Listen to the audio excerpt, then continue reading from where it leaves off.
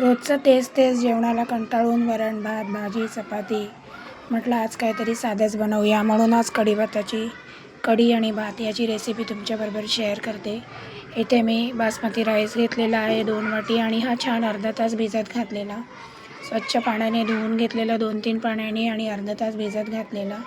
त्यामध्ये आपण भरपूरसा जिरा राईस करणार आहोत, त्यामुळे 2-3 वेलची, 3-4 काळी मिरी, थोडंसं तेल आणि 2 तमालपत्र घालून आपण छान याला शिजवून घेणार आहोत. ज्याप्रमाणे आपण भात शिजवतो त्याप्रमाणे, जास्त काही करायचं नाही आहे.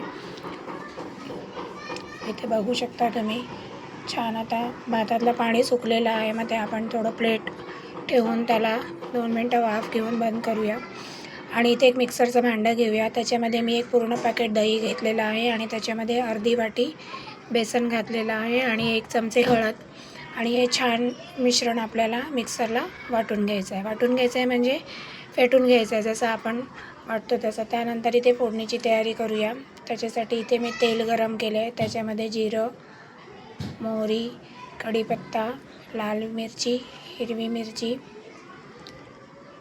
आणि भरपूरसा लसूण आणि थोडंसं आलं, 1 इंच आल्याचा तुकडा, तो पण छोटे छोटे बारीक काप केलेत त्याचे, आणि 1 पिंच हिंग असे छान आपण, आणि 1 छोटा कांदा जो बारीक फाईन चॉप केलेला आहे.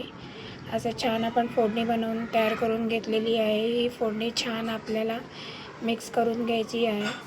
आणि कांदा बारीक होण्यासाठी आपल्याला मीठ टाकतो, पण याच्यामध्ये मीठ आधी घालायचं नाही आहे, कारण ही दह्याची कढी आहे. मीठ आधी टाकलं तर दही फाटतं, त्यामुळे मीठ आपल्याला शेवटी टाकायचं आहे.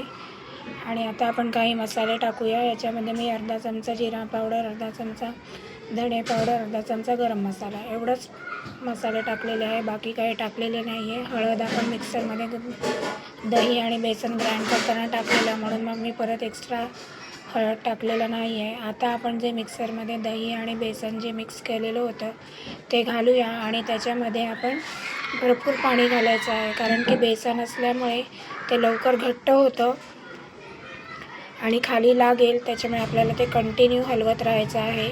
आणि तुम्हाला जवळजवळ हे 12 ते 15 मिनिट लो फ्लेमवर शिजत ठेवायची आहे, कारण त्याच्यामध्ये आपण बेसन ॲड केलेलं आहे आणि बेसन हे लवकर घट्ट होतं जसं तुम्ही हलवत राहाल तसं.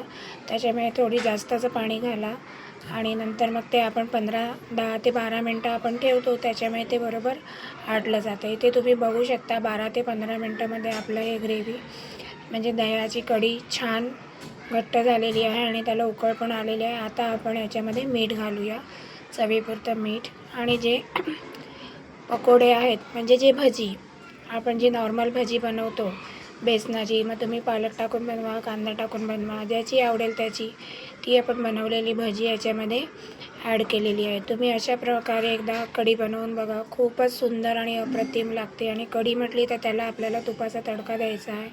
छान 2 चमचे तूप गरम करून घेतलेलं आहे. त्याच्यामध्ये जिरं, मोहरी, लाल मिरची आणि आपल्याला 1 चमचा लाल मिरची पावडर घालायची आहे. ती छान मिक्स करून घ्यायची आहे आणि वरून फोडणीवर घालायची. बघा हा काय कलर आलेला आहे आपल्या कढीला. अशा पद्धतीने भात आणि कढी तयार आहे. रेसिपी कशी वाटली